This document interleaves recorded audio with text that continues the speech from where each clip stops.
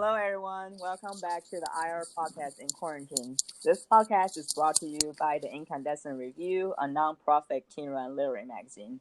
The IR podcast is hosted by 4 teenagers across the U.S., and we talk about topics relevant to our life and larger issues going on in the world. I'm Ocean. I'm Angeli. I'm Katie. I'm Ethan. In this special Pride Month episode, we'll be discussing LGBTQ plus representation in the media. But first of all, I want to give our queer audience a warning about this organization called 4chan. They are organizing something called Operation Pridefall, and it's basically like a bunch of neo-Nazis harassing like smaller queer people on social media, and it's kind of scary. So I would recommend all our queer viewers to turn their account in private and turn off your DM and comments if possible. And yeah, just like that. Yeah, neo-Nazis on 4chan are planning to carry this out throughout the entirety of June. So just make sure to be careful, especially with who you give your information to. Because they're planning on doxing a lot of queer people as well, so just keep that in mind. We want everyone to be safe in these times, and hopefully we can still celebrate Pride Month. Well, okay, happy Pride Month, everyone. I was gonna do a mental check-in first, and how are you guys doing? Doing good. Failing math. No, it's fine. I'm not actually failing. Okay. I'm actually failing. I have an average of 66 right now. You're not failing. You're passing. You technically are passing. Technically. Angel, please don't fulfill the stereotype of gays can do math. It's just kidding. It's okay if you can do math. We accept you. You know what? I should have known from that day when I couldn't add 5 plus 4 in kindergarten. It was from then that I realized I like women. Okay. To start off, how about we talk about what does being a part of the LGBT community mean to us, and what do we identify as? I identify as bisexual. I identify as a lesbian. Why was that a question? Yeah. I mean, like, no, it sounded like you were like ascending. You know what? Let's just say queer. I honestly, I'm still struggling with my identity, but I identify as a member of the community, and I definitely have an attraction for women. Not men. Yeah, that's 100% valid. But sometimes, I don't know, like, it's totally valid to identify as queer, but at the same time, sometimes it just feels like really terrifying to say the label out loud. Like, for the first few months that after I came into terms with my identity, I would not like say, hey, I'm transgender out loud. I would just say like, hey, I'm actually not a girl. I won't even say I'm a guy. So like that's how it went at first. I wonder if your hesitation has something to do with that. I think it does. I never truly came out. Like, when I first came out to people, I was like, I'm gay, which was just a big umbrella term that I was using to keep me, like, safe in my own little way. And now it's been, like, 4 years since I first came out to the first person, and, like, I'm still struggling with labels. Listen, yeah, it was 8th grade, and Tumblr was involved, and a lot of stuff happened. Tumblr. I'm still on it. I think that a lot of people think that, like, after you come out, like, obviously, yeah, after you come out, sometimes it can be a really big weight off your shoulders, but it's not necessarily a destination. You know what I'm saying? Like, it's, I guess, like, things can change all the time, you know what I'm saying? And just because, like, you come to terms with your identity doesn't mean that you might not struggle with it later on in life. And I think that needs to be normalized more because that's totally okay and it's totally valid. Yeah. Changing identities or changing labels, I guess, doesn't make you less valid. And like, I don't know. And also, I guess now labels change. I guess your identity can change too. Okay. I'm not completely sure because when I first came out, I came out as non-binary and I use they them pronouns. And I think I met Katie and Ethan when I was Yeah. out as not a non-binary person. But now, I don't know. Now there's still a part of my gender that is not binary, which is why I still like I use either he, him, or they them pronouns. I don't know. I feel like I'm not gonna reach a final destination, if that makes sense. I just feel like I just need to do whatever that makes me the most comfortable at the moment, you know? Yeah. Yeah, exactly. Yeah. Oh, speaking of Ethan, since I didn't yet, Ethan, how do you identify? Yay, Ethan! Yes, you are our Yay. token straight character. Yay. I don't know why the producers felt the need to add a straight token character. You know, it feels like they're feels kind of forced. rubbing it. Like, I agree. Yeah, it feels. Yeah, they're just kind of trying to rub their agenda in our faces. Like, we get Like, it. what okay, if I you're don't straight. want my children to see a straight person? Like, what if it turns them straight? Exactly. I don't It's know. just I think so inappropriate. it's important to have a straight representation in the show. I mean, but like one is enough. Like more than one is kind of like, you know. Yeah, But like also like they don't need love interests. Like, what? Like, and if you give them just like have one of them die off or something, kill the straight, bury the straight. I agree. That makes it more interesting. I feel odd right now as a straight edge person. I don't know. Yeah, but you're a member of the LGBT plus community. That's true. I guess I get a free pass then. But we accept Ethan no matter what. Oh yeah, we love Ethan just as who he is. Exactly. Thank you, guys. Not it took like... some getting used to, though. I have to admit, I wasn't comfortable with it right away. We're not heterophobic or anything, you know. Like we obviously we respect it, you know. Just like maybe keep it to yourself. You know what I'm saying? Like you don't really need to tell everyone right now. Like you're young, it's That's a fair. phase. You'll grow out. Yeah, That's fair. Well, it's not necessarily a phase, but like you know, you can keep your lifestyle to yourself. It's like a private thing. But I don't know. I totally respect your choice. Yeah. Thank you. Okay. It was a hard decision to make, but in the end, I felt like it was the right decision for me. But like, have you ever tried it with a guy? You know, just to like, you know, make sure. How do you know? How do you know? You've never been with a guy. Have you been with a girl? That's. You don't have to answer that. I don't know. The way we're making Ethan flustered. Okay, I think that we've dragged the bitch for way too long. Our above conversation is obviously ironic, and we are very sorry if Ethan feel like our questions are invasive. Okay. Sorry. Anyway. It's okay. I think it's pretty funny. It's a fun little bit. That's what you get for being late to the recording. You're the buzz the joke now. Okay. Yeah. Anyway. By the way, I forgot to put in this disclaimer, but mom and dad, if you're watching this before we go on, just click out of the video. Just I'll give you a second. Okay, now we can go on. Okay, now get out here.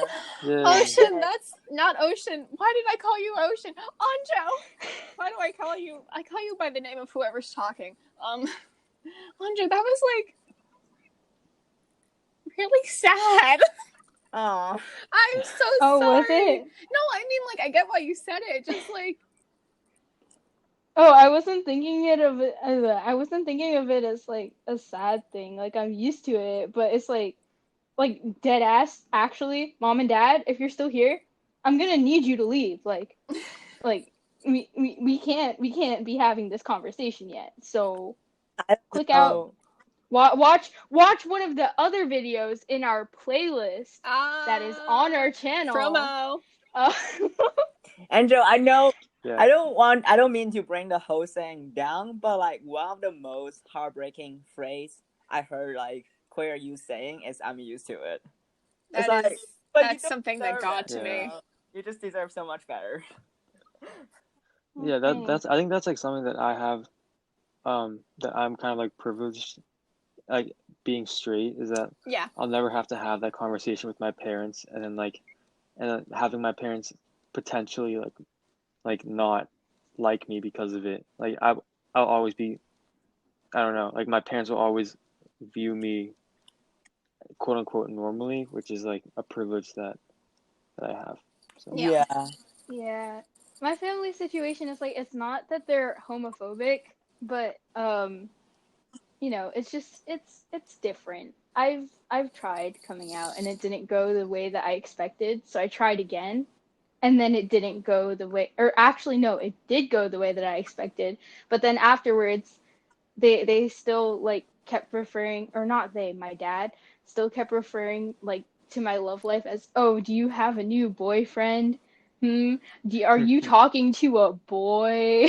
Like, so it just kind of felt dismissive, and after that I just never brought it up again. Like, it gets tiring sometimes because, you know, it takes like so much courage and so much confidence and so much time to like build yourself up so that you can do it, like you know, say it and yeah. come out to someone who's important to you.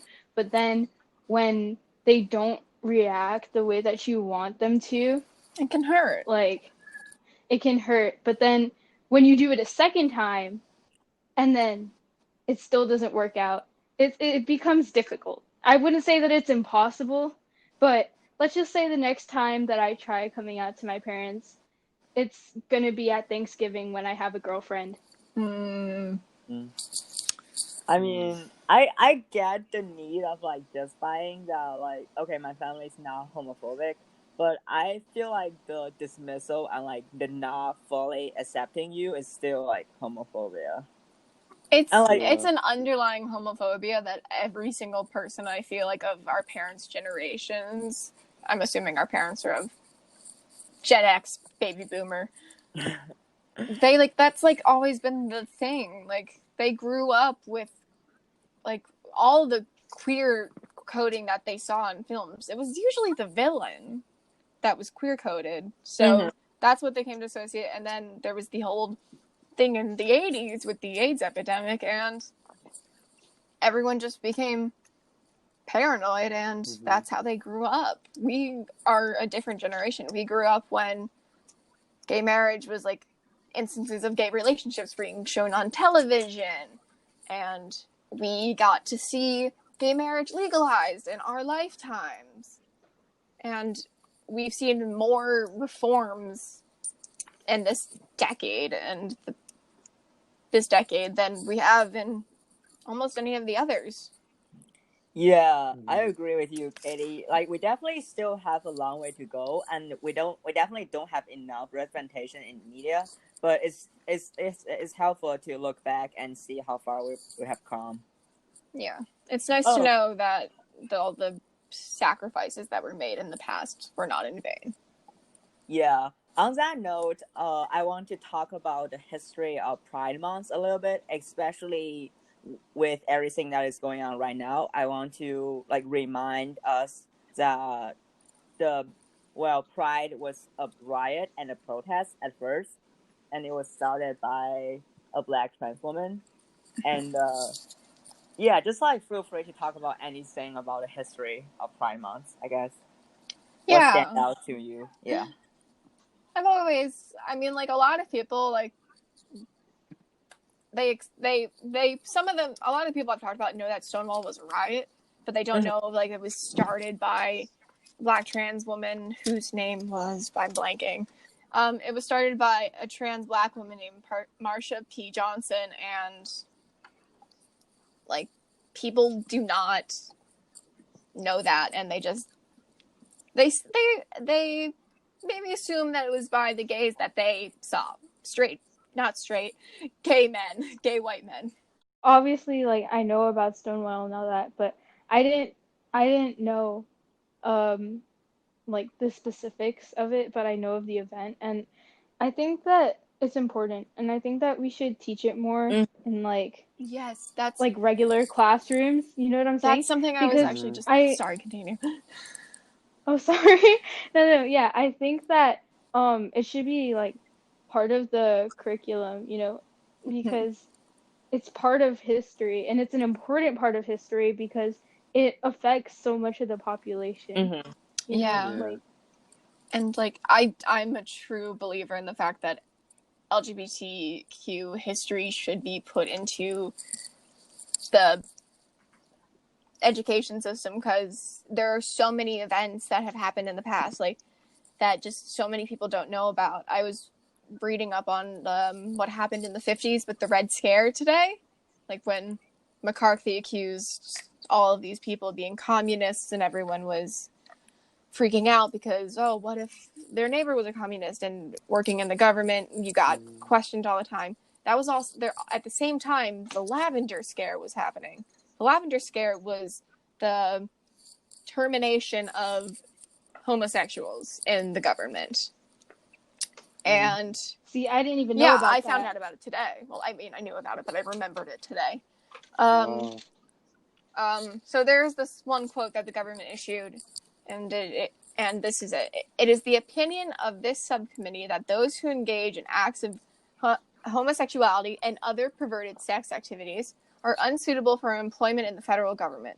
This conclusion that persons who indulge in such degraded activity are committing not only illegal and immoral acts, but they also constitute security risks in positions of public trust. It is a direct quote from an article that is called Employment of Homosexuals and Other Sex Perverts in the Government. This was about how long ago was that end created? of the 50s, I would say.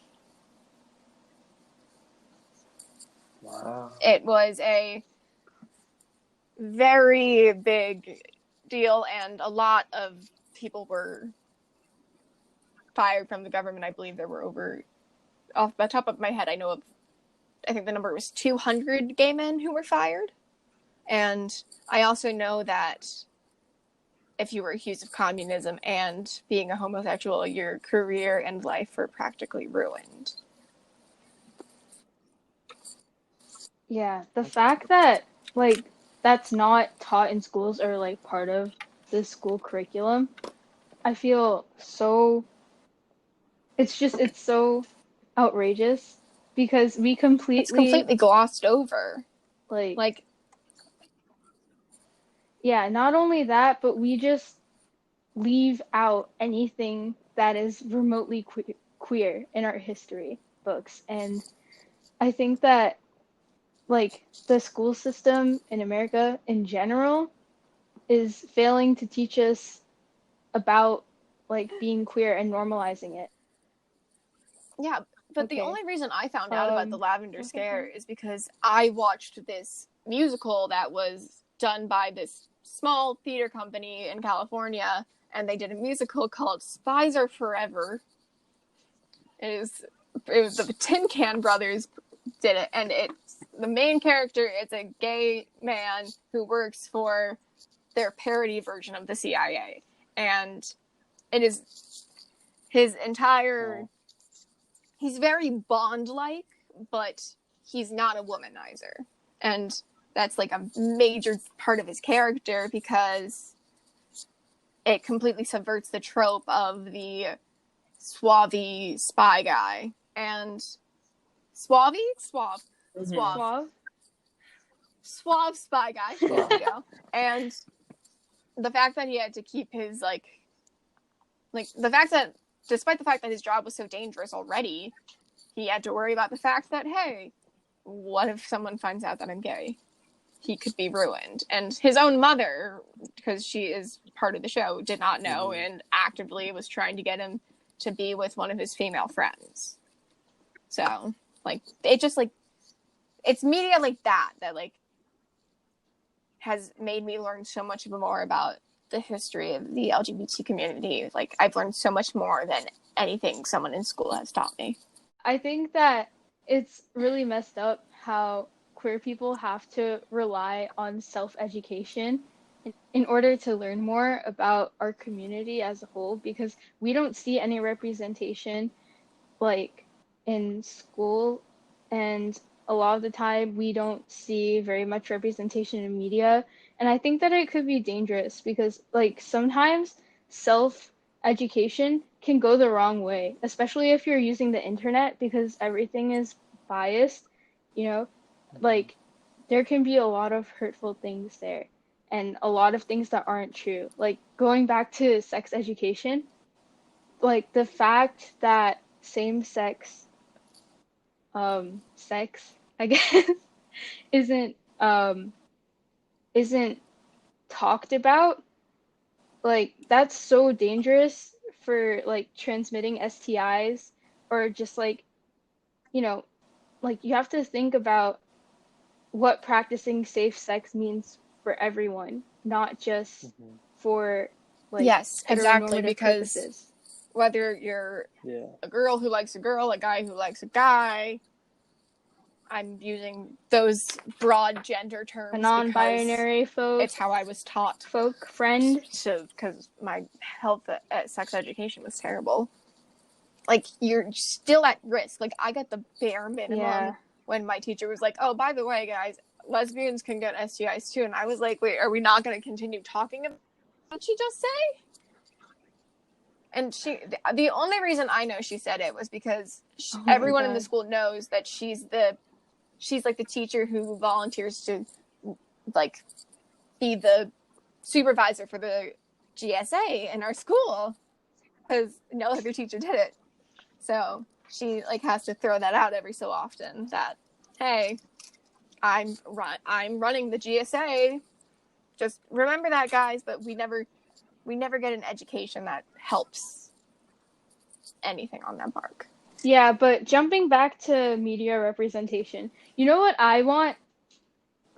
I want a kick-ass movie. I want like the best movie ever. I want like an Oscar nomin. Is it the Oscars? Is that what it is? Yeah, I want an Oscar nominated, Oscar win. Like, sorry, you just cut off my great idea. Moonlight. Continue. Okay. No, I was gonna say, but the main character is just casually gay. Like the plot isn't centered around them being gay, because I feel like the only time that we get any sort of like queer representation is when the plot is like centered around the person's sexuality or the person's like gender identity, or if they're like the token side character, like how we were talking about Ethan earlier. Like those are all things that are commonly said to like people who are part of the LGBT community, and it's really frustrating because instead of just like accepting it, you know, like people always have to question it, and it's like it's not your place to question. Yeah. Hello, Netflix. Being gay is not a personality. Don't we know it? Exactly. Yeah. I want to ask, do you see yourself represented in media? Because when we're talking about learning queer history, I was thinking that it's super important to know that we have always existed. At least for me, like it's just really comforting to know that like people like me existed in history and they survived and stuff like that. So yeah, do you see yourself represented in media? I mean, like, for bisexuals, pansexuals, or just like bi-curious people, when you see them represented in media, like we're there, but we're often painted as like this promiscuous kind of like flirty like person all the time. And I feel like it's like a harmful generalization, because it leads a lot of people to believe like, oh, bisexual people are cheaters, bisexual people are like no, like just because we like a spectrum of genders doesn't mean that if we're in a monogamous relationship that we're like gonna actively seek out people of other genders, like, because And we we also need won't both, do a because we threesome don't. with your You know what I'm saying? girlfriend and you, because that's what that comes I'm up just a lot sitting there too. like, is that really the first thing that comes to mind? Like, that's Yeah. that's kind of questionable. Yeah, those stereotypes are definitely harmful, and they kind of not dehumanize, depersonalize you. Like, it's almost like when people see you the first thing they see is like bisexual instead of Yeah. like a human being. Which You know. also brings me to another interesting point of how when you're introduced to people, they, in their head, whether they want to or not, put a label on you, straight or gay. Whether or not you fit their stereotype of what a gay person looks like, or if you look like what they stereotype as a straight person. They immediately do that. And then when you, like, as a gay person, you never stop coming out. Their entire point of view on you changes. And, like, that's just the whole thing. Like, with the humanizing? Depersonalization. Depersonalizing, but not I mean, not like the mental health issue, but like taking away someone's personality and just filling the void with a few stereotypical Exactly. traits. Mm-hmm. That kind of depersonalization.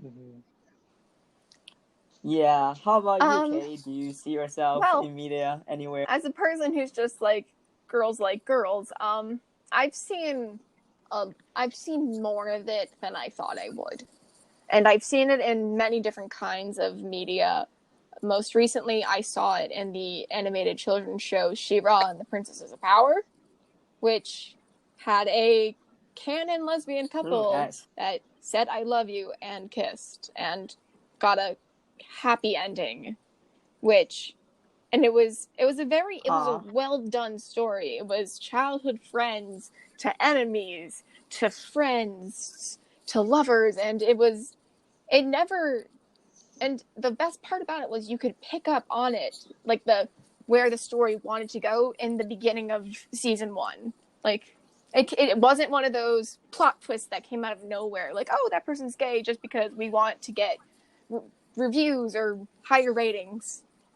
It was done because that's what the story needed. That's where the story had to go. And I was especially proud of it because it's meant as a children's show, and more kids have to be exposed to this because some parents try and shelter their kids from that stuff because they believe it's harmful to them. Yeah.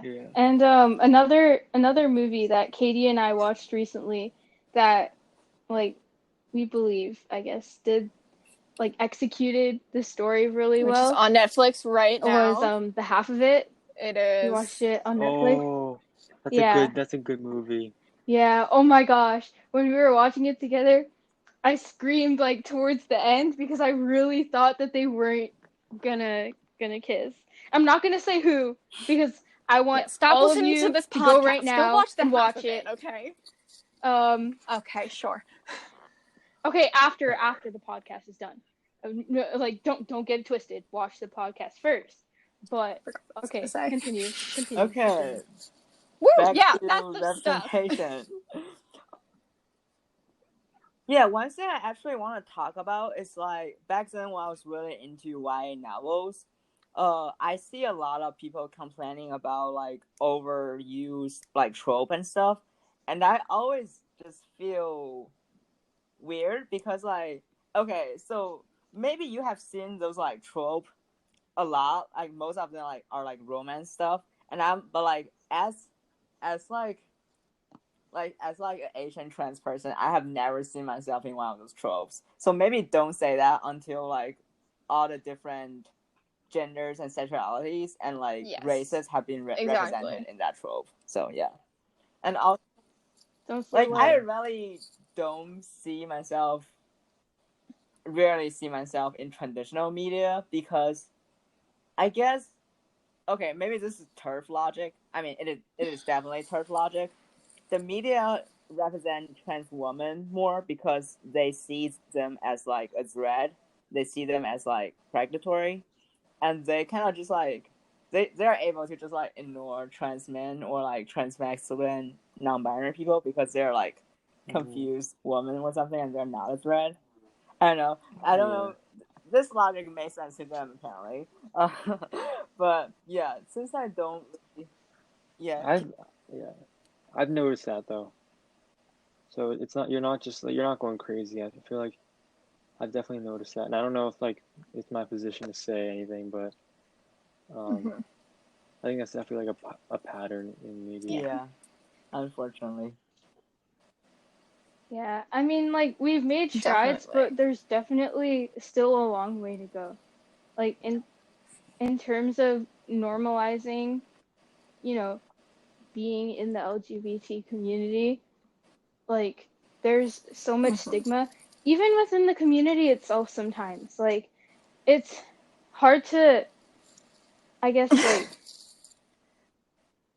what was I gonna say? Like, like, it's hard to think that since we're all oppressed, like, and we're all in the same community, you would think that we would all like get along, but there's a lot of like stigma, you know, like for example, like bisexual people a lot of the time, like if you're bisexual, like let's say you're a girl and then you're dating a guy, all of a sudden you're invalid, like because you're acting on, being bisexual. Like that doesn't mean that like I strictly date women, but I don't know. It just it a lot oftentimes it feels like people are like quick to judge, I guess. Yeah, I noticed that people in the community Yeah. often support bisexual girls like dating other girls, but not dating men. Which I guess this fuse into a larger I don't want to say it feels like it fuse into a larger narrative That's that like another men are topic. bad, but like that's another topic. Yeah. Um. Wait, I was gonna I have. bring up something, Okay, but you I'm go. not remembering. Wait, hold on. No, I remember now. So as Andrew said, our community is like a really vulnerable, and I respect everyone's opinion. But then I just get really upset when there's like infighting or like people like gatekeep other people. For example, I don't know if you have heard of the LGB drop the T movement. So it's basically a bunch of queer Oh, people geez. who are saying that okay, so transgender people are not a part of a community and we should not include them. It is. Which is really fun. Why? Transphobic people, like it's so hard to wrap your head around, that like someone who's part of the LGBT community could be transphobic, knowing that like they're oppressed and you're also oppressed, so shouldn't you be like sticking together? You know what I I'm kind of saying? feel like they are just really insecure and they want like societal approval, which I totally understand. And they probably have some internalized homophobia as well. And like the result of that is just that they want to remove a part of the community that's even more vulnerable than them to them than them, so they can become like valid in other people's eyes. I don't know, I'm really worried because obviously this is like terrible, but like if this goes on, like they are not gonna just end with it. Like the next one is probably just like bisexual people and they're gonna drop that too, and then they're probably gonna drop the lesbians too, and then there's only the white gays. I That know is a that's just scary thought. Yeah. Scary. yeah. Yeah, in general, like I don't know, I feel like this kind of loosely relates to it, but people outside of the LGBT community, but like people that you know and people that are like your friends sometimes. Like, I don't know if this situation has happened to like anybody else. Like, it probably has, but like sometimes when you come out, a person will be like, "Oh, does that mean that you like me?" Or when you come out, a person will like automatically like start distancing themselves from you because they're like, "Oh, what if they get a crush on you?" Like, one, it's not about you. It's not about Yeah. you. And two, like, I don't know, that's really hurtful and a really toxic Ethan, mentality in my I opinion. don't want to like out any of your friends, but have you ever had like a friend who's come out to you, and what was your experience with it? You don't have to answer if you don't want to. Or I can speak on that a little bit. So I go to an all-boys school, which is kind of like a hostile environment for like people in the LGBTQ community, especially since like what is a boy, you know, or like who like would we accept a transgender man, and or like the gay students in our community, like usually they don't come out until after they graduate from high school because they don't want to be in like a community that would probably reject them. So one of my friends, he came out to me personally in ninth grade, and he came out as gay, and that like it felt well. First, it felt like I felt I was glad that he trusted me enough to share that information with me before he shared with anyone else, and I didn't like take that responsibility lightly, and obviously I tried to make him feel as comfortable as possible, because once he fully came out, like it probably wasn't going to be the most comfortable experience for him at our school, because you know all boys kind of toxic. But like I guess I never really felt the whole thing that Anjo was talking about with like the I'm gonna try to distance myself now because like you may have like a crush on me or something. Like I don't know, I didn't let myself think that, but I definitely tried to, like in just in everyday situations, because I know like a lot of times, like in English class, for example, if we were talking about, if we were debating like the ethics of eating at Chick-fil-A, I would definitely like try to speak up more, because I know like my friend was probably uncomfortable, even though like no one else in the class knew that he was gay. Like I don't know, just like little things like that where you know you can just like make a difference with your privilege. I try to like, I don't know, take advantage of that and use like my straight privilege whenever possible, to make the experience easier for him. And then he eventually did come out, like, and it was better than I expected, than he expected, and people are like generally accepting of him. But I have still seen like the whole distancing thing, which is That's kind of pretty bad. good. But for the most part, everyone was pretty accepting. I really appreciate what you did. Like, you're a really good ally, Ethan.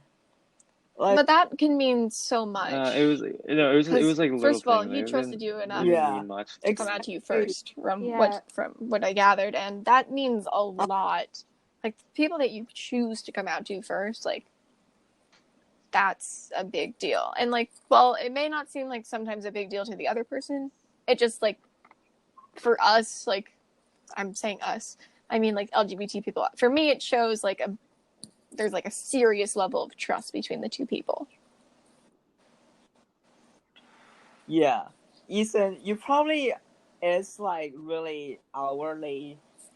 This sounds weird the way I phrase it, but like you are probably really outwardly kind and accepting, because when I came out to people, like I never even thought of the first person I came out to be straight. Like obviously I'm just like, I was just thinking, okay, I should come out to another queer person first, so I know they'll at least like accept me somewhat, you know. And also, wait, actually, I have experienced the Chick-fil-A thing, and I feel so uncomfortable when someone like brought it up, and I just like, but like I didn't feel safe speaking up. So like that would be awesome if someone. It would be. It would mean so much, because like my own family members, like my mom's like, oh my god, I love Chick-fil-A, and she'd look at me and she'd be like, I know, Katie, and she's like, it's so good though, and I'm just like, I can't stop you from eating chicken and fries. So, but at the same time, like, it's still a bit like you're giving to this incredibly homophobic and racist organization. I don't know. Yeah, I agree. Because like since well, they stopped donating, I don't right? know, To actually. anti-LGBT organizations. Like there I saw that there was something on that, but even so, even if they They were did still stop donating, the donating. fact that they were doing it in the first place is problematic. Yeah, like it's just it's really it's a conflict of interest. So my old friend group, like sometimes they'd be like, "Oh, do you want to go to Chick-fil-A?" And then one of my friends would be like, "Oh, no, we can't because like, you know, Anja doesn't want to like eat there, you know, because they donate to anti-LGBT like organizations and all that, right?" And then I was thinking in my head, I was like, if I wasn't here, y'all would still go there and like eat there on a regular basis, like knowing that information. I don't know. Like, you know, people can do whatever they want. You know what I'm saying? Yeah. But I mean, I don't know. Like it low key didn't sit right with me, but No.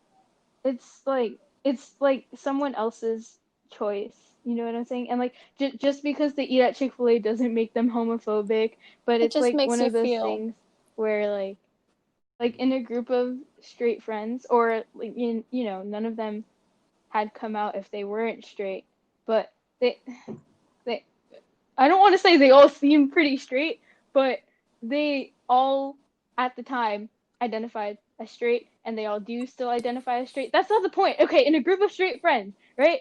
And then you're the only one who's not straight. Like sometimes that can like I guess be a little bit off-putting when stuff like this comes up. Not saying that there's anything wrong with it, but just saying like, you know, situations like this can happen where it's one of those feelings that you get, you know, when everyone turns to look at you in a classroom, like when you walk in late. Anything gay. One of my friends who's gay was eating at Chick-fil-A and he was like, "Call me homophobic." And I mean like I know that it was like a joke, you know what I'm saying? But I feel like that's a different feeling from what you feel like. Do you know what I'm Yeah, saying? because Do you know what I'm? Someone put my thoughts into because words, please, because yeah. I don't. I mean, as a cis straight person, you have the privilege to like you have the cis straight privilege. So, like you know, economic activism is a thing. It's a thing. So if you spend money in companies that are actively hurting, like under people who have less privilege than you, that's like one thing. But if you're a gay person and you already like experience homophobia and all that stuff, and like I think you are excused to like eat at Chick-fil-A once, you know. I mean, obviously it's still not ideal, but and I'm not at a place to judge, but yeah. Yeah, it's like it's like that. You said it perfectly, because I didn't know how to word it, but that's the thing that I was You trying know, to say. the thing, okay, the weird thing is, since I came to America, I never experienced being like in a straight friend group, which I'm actually really fortunate of. And I think that's part of the reason. Oh wait, I'm also the first openly trans student at school, uh, and I decided to come out because I see the administration and like other students are not providing LGBTQ students the support they need, and like it's kind of a taboo at our school. And I really just want to start a conversation, even though that means like, you know, the more hatred I got, the less the kids that come That after takes me, a I lot of guess. strength. So the senior class this year has the biggest LGBTQ student population. And okay, I know it's kind of a stereotype for like a queer person to be attached to an English teacher, but my English teacher is the first adult I came out to, and he has been the most supportive person throughout my high school. So, and we were having a discussion about how he was worried that after our class graduate, our school dynamic will change, and the high school student will generally become like less open-minded, and like this all the everything we fought for will kind of be going downhill instead of like improving, you know. And that made me really worry about my junior friends who will be like the only person in my friend group next year, like who is still like at school next year. So I just really want to that's a become more visible for them. I guess a lot of the kids at my school, most of us are known to be not straight. So when you meet like the little baby freshmen that come in every year and they start talking to you, and then they like slightly mention, "Oh, I have a crush on this girl," and like, but like one of the little freshy babies that I've adopted, she told me that like because like I was talking openly about like just being gay one day, and she was like, "Oh, I can trust her because she's like me." Yeah, I almost cried. I was like, awesome. I'm gonna Oh, that's a protect nice you feeling. so much. It's so wholesome. Yeah. I'm fortunate enough to be in a school where like the environment is, I guess, like LGBTQ friendly. Like if you think about it, like the circumstances are very good compared to like what the worst case scenario could be, you know.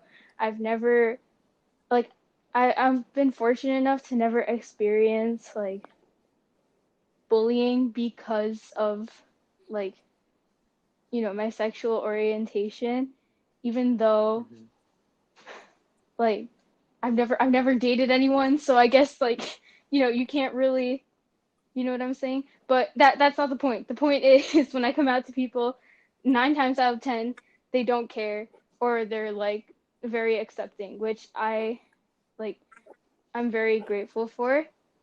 But there are some times where like some people will like make these comments that are like kind of off, but I like part of me feels What are like guilty the for kinds of like comments? finding them offensive, and I don't know why or if there's a term for that. But it's like,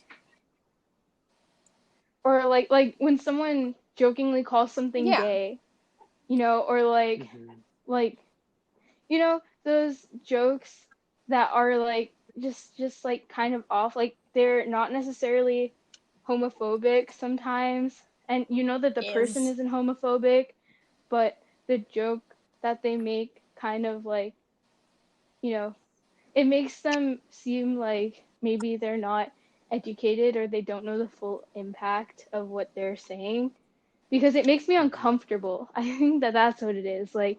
Um like I know that there are people who like say gay a lot as like a joke or an insult, even though they're not gay. And sometimes it feels like, you know, it's fine, it's okay. Like that's what I'm thinking in my head.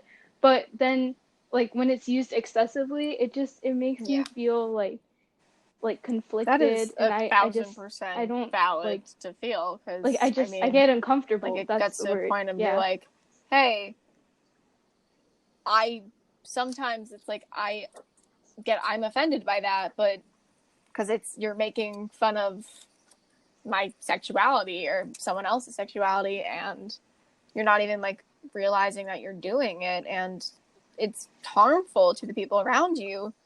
But at the same time, sometimes they just don't even know.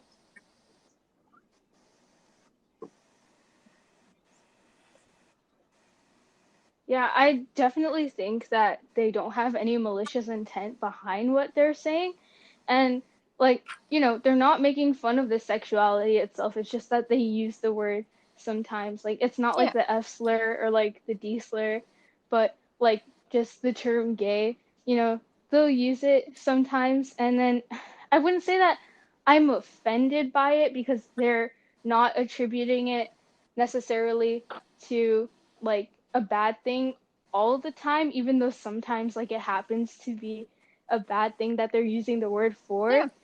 But yeah, it doesn't sit right. Well, So if it makes you uncomfortable, it makes you uncomfortable. Like, you don't have to feel guilty about feeling Exactly. uncomfortable. Like, people might say, okay, you're just being overly sensitive or whatever, but like, that's not right, because they might, like, the people might not might not have any ill intent, but like, they are just being ignorant. But like, that's still not the right thing to do.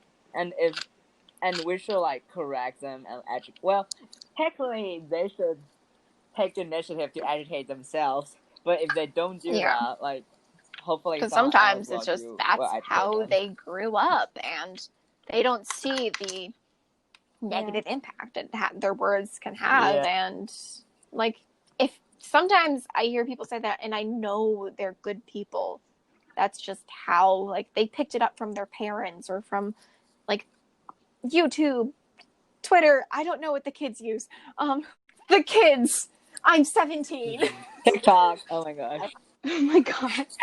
No, it's okay. You said it. You said it well. It's fine. Let me give you a pat on the butt. Anyway, what was I gonna say? Yeah. So with that, I would like to conclude our podcast. Yeah, I forgot the word there for a second, but I want to conclude. Okay, I want to conclude our podcast by saying, one, this was our first time doing a podcast without a script, so we would like you guys to comment down below maybe which you prefer, like which format you prefer better, us, talking authentically or like more authentically, because we're authentic regardless, but typically we prepare a little bit before we start our recording. So just like let us know there. And another thing, we want to know what to call you because we needed to address you guys in a community post, and it occurred to us that we literally have no idea how to start off the post because we don't know what to call you. So if you guys have any ideas for that, maybe something centered around like light bulbs, because incandescent and all that. But it could be anything. It doesn't have to be that. Yeah. So if you have any ideas related to that, make sure that you drop those below and make sure that you drop those below as well. And yeah, Ocean, take it away. Take the outro away. Yeah. Okay. Cool. Thank you so much for listening to the IR podcast. I hope you enjoyed this episode tremendously. Please like, subscribe, and leave a comment or review below. We're all pretty new to this, so any support would mean a lot. If you want more content from us, don't forget to check out our blog and our spring issue. Oh, our spring and summer issue by the time this comes out, actually, on the incandescentreview.org. Please go follow us on Instagram at the Incandescent Review. I hope you keep writing. I hope you will be strong, be proud, be happy, be safe, be you. That's like literally Happy what Pride! the GCTV card said to me. Okay, anyway. My phone's about to have die. a good day. Happy Pride. Yay! Yeah. Woo! Hi guys, it's Angeli. We hope that you enjoyed this episode of the IR podcast. We decided to make this episode a little bit longer because Pride is something that's really important to us. And on that note, we want to wish all of you a happy Pride Month. And remember to stay safe, take care, and we'll see you soon. Bye!